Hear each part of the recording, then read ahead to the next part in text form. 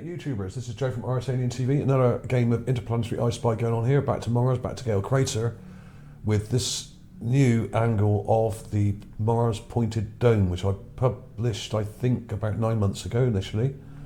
Here's a clip of that original publication, and here's the new clip here. It's not amazingly clear, but what we do get a good idea of here is the actual shape from a different angle. And I posted this on ArtAlienTV Mars magazine a while back. In fact, I initially posted this last night, but there was the wrong date on here or something, so I had to change the image. So there we have it. We got the image from my previous video there, because this is obviously a part 2, and there's the new clip here. I've got the raw images for both of those here. This is the one I published 9 months ago, and you can just about make it out here. There's also a ziggurat type structure here to the left of it, which is covered in that previous video in part 1. And we have the new angle here, which is from Sol 2287, which was only published a couple of days ago. And we have a real good close-up of the Mars Mount Sharp mountainside here. The camera zoomed right in. It's about a mile away, and they zoomed right into the lower ridges and slopes of Mount Sharp. We have the pyramid over here, one of the pyramids that I previously published, on the right. And we have the pointed dome on the left, with another one which wasn't visible before that's turned up next to it. So that's really interesting. We've got another one. But we're unlikely to ever see much of that because of the way it's hidden behind this ridge here, this part of the mountain. So all these images will be available to download in the description as usual. Let's crack on with it. I've got the folder here. I've done some panoramics of the area. I've got the raw images and I've stitched them together in a small panoramic here. I've done some larger ones as well, but I'll show you the smaller one. I think it's this one. This is raw. It looks a bit grey and pasty when it's like this. But basically, here's the new view of the dome, the pointed dome, and another one near it there. We go over to the right here. We have one of the pyramids on Mount Sharp showing up behind this part of the mountain. And there seems to be another one over here that's trying to stick up as well, but we can't really see that. There's also some other interesting structures here, which I'll show you. But what I'll do, I will put clips of the previous video, which was this one. I'll put clips of this in at the end as well as the new clips, and put them all together in a nice sequence for you at the end of the video. So if you don't want to listen to me talking about all this, and you just want to see the images and maybe take screenshots, forward to the end of the video, the last 2 minutes, I always put all the raw and enhanced clips at the end of every video I do, about 99% of them.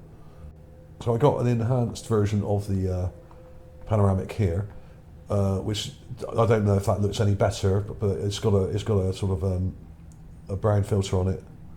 And we have this structure here in the foreground as well, which I thought was interesting. It looks rather like a buried Sphinx, with a head here, with ears, and a sort of pile of sand up around it here, as if it's being buried in sand.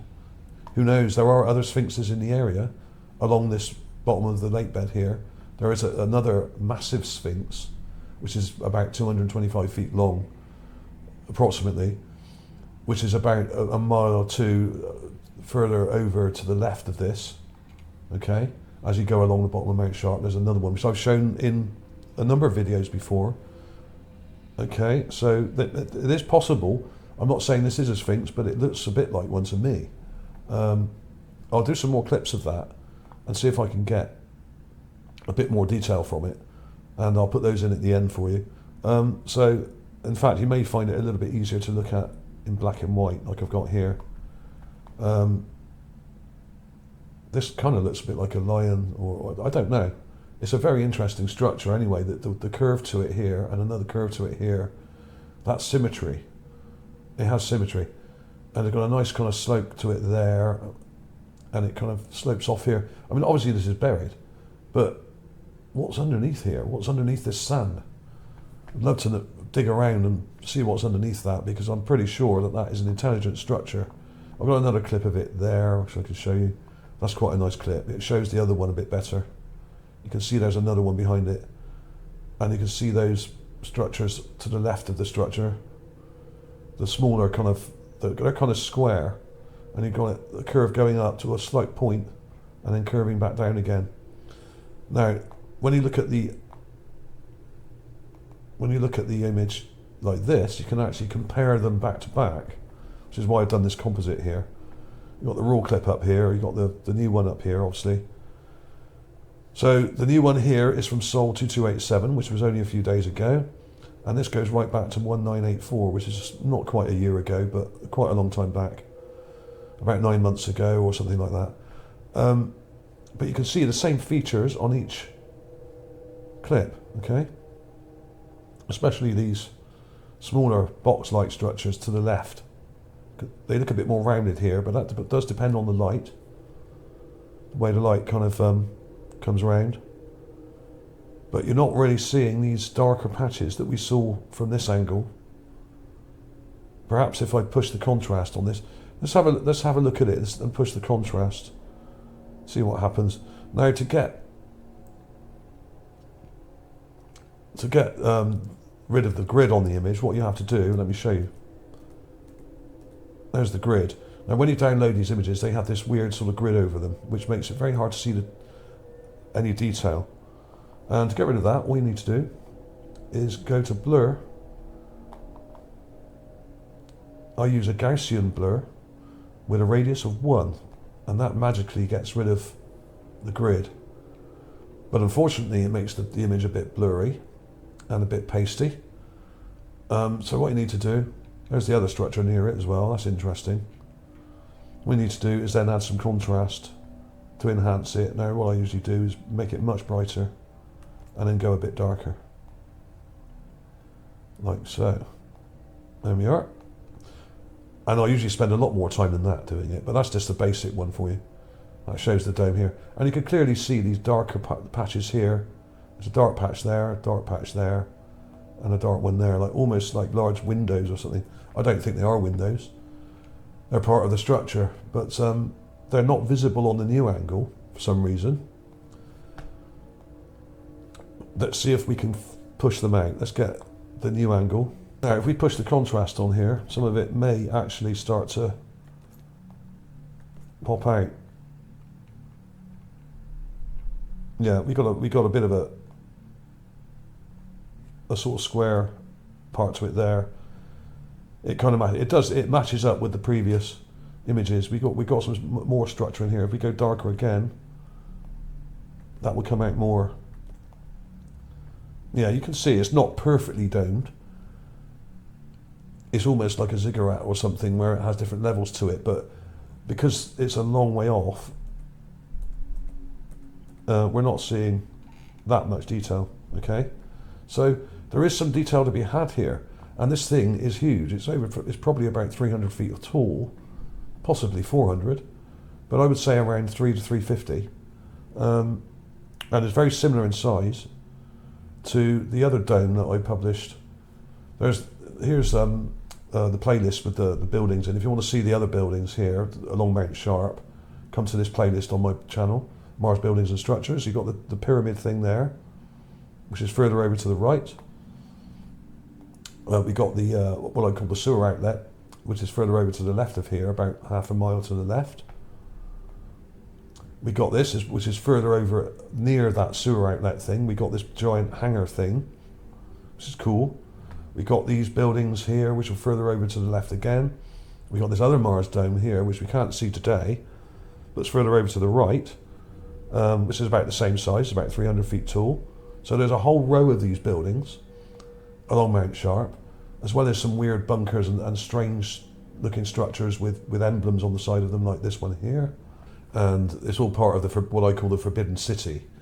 And this is why I called this previous video the Forbidden City Observatory, because a lot of us independent researchers have come to the conclusion there was a city here in Gale Crater, And I think the older part of the city was on the mountain, where maybe some of the holy buildings and sort of royal buildings may have been, like pyramids and temples and that kind of thing. And I think later on, or perhaps later on, that there was a city in Gale Crater. But what we're seeing are only the ancient remains of the stone buildings, the heavy stone buildings that have managed to survive the cataclysm on Mars, whereas perhaps the more modern buildings, like we may have on Earth, were destroyed by the disaster, the nuclear war, or whatever it was. And only the sort of old pyramids and domes have survived because they have a very good, strong ballistic shape. In other words, they can survive massive blasts and cataclysms because of the way they sort of hug the ground, because they're so heavy, they're so large and heavy, and they have that sort of ballistic shape, which means they can deflect shockwaves very well, you know. So this would explain why we're not seeing huge tower blocks and other sort of more modern buildings on Mars, because they've been destroyed. And these old-fashioned heavy stone buildings, massive stone buildings, have survived because of their shape and the material they're made from, and the fact that they're so dense, much like the pyramids we have down here on Earth, in places like Egypt and in Central America. So there we are. So that was it. I'll have a link to the previous part 1 image here, so you can download that. But I'll have a link to the new part 2 image here, and you can see that other pyramid just over here if you want to have a look at that. And incidentally, if you're wondering why the Mars images look orange, this is the latest set of images from the Mars Curiosity rover. This is Sol 2289. When you scroll down here, you can see they put up the actual thumbnail kind of clips here of the different color filters, and you can clearly see an orange filter there. That's the reason why the color images look orange, because we have the usual RGB, which is red, green and blue. There's the blue, there's the green, there's the red, and we then have a white and a black plate, which makes, normally you would have that would be it in a color image, but for some reason they add the orange filter, which if you think about it, you've already got red in there. When you add that to it, it just makes everything go brown, because it's mixing with the red, the blue and the green, and makes it that sort of weird kind of fuzzy brown color. Now, according to the official blurb, the reason why they use the orange filter is something to do with infrared information and near infrared information. But I think it's a pure obfuscation tool, and when you see the color images of the surface, they got this horrible color to them. Let's find one now very quickly. But I mean, you can see the color here. Everything looks like that sort of brown color, and that's not so bad when you're looking at things really up close. It's not necessarily a terrible thing, but when you're trying to look at things in the distance, they don't come out at all, really. What it does, it destroys the contrast in the image. Here we are, here's some of the brown images here. It destroys the contrast, but in a way, when you're looking up at close objects, you can see into the shadows better when they're brown like this. But most of the images we're getting now, most of the images from the Curiosity rover are black and white anyway, so that's kind of irrelevant. And these are the original size, I think, these black and white clips here. But unfortunately, you have to get rid of that grid. And as I showed you, the way to do that is just to use a little bit of Gaussian blur with a radius of 1, and that gets rid of that, and then you can brighten up the image and do what you like with it after that. It also helps if you enlarge the image and stuff it with pixels. That kind of helps get rid of some of the distortion. Okay, but there is a playlist which I'll link to at the end of this video if you want to take your own Mars clips with your imaging software. There is a playlist I did about how to enhance and how to treat Mars and Moon images, how to enhance them and how to clip them and everything else. Okay, so I'll put a link to that coming up in a minute. So there'll be a link to that, and there'll also be a link to the previous video, part 1, which is Mars Pointed Dome part 1, which will be this one. And I'll link to some of these others in this playlist as well, or the whole playlist, and you can just flip through. a new angle of the pointed dome on Mars, over 300 foot tall, possibly more like 4. It probably goes down below this ridgeline, so we can't see the whole thing. So it probably comes down to about here. But this is obscuring the bottom end, the bottom part of it. Who knows? There we have it. Another interesting view from Mount Sharp that never ceases to amaze me, this place. It's come up with some amazing stuff. So amazing, in fact, that NASA never seemed to mention any of it. They must be absolutely pulling their hair out, some of these people at NASA. I know they're busy kind of making things and building stuff. They're probably, a lot of them are probably too busy to even comment on some of these Mars images, because they always move on to the next project. And most of them are engineers, really, and are very busy making the next probe, space probe that may be launched in about 10 years' time. A lot of these things, or 5 years. They work years in advance of these operations. So there we have it. Check out the playlist coming up in a second. Check out the clips. I'll put clips to all these images.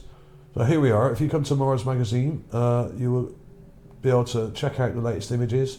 And what I'll do, I'll upload that mini Gigapan that I just showed you of the mountainside.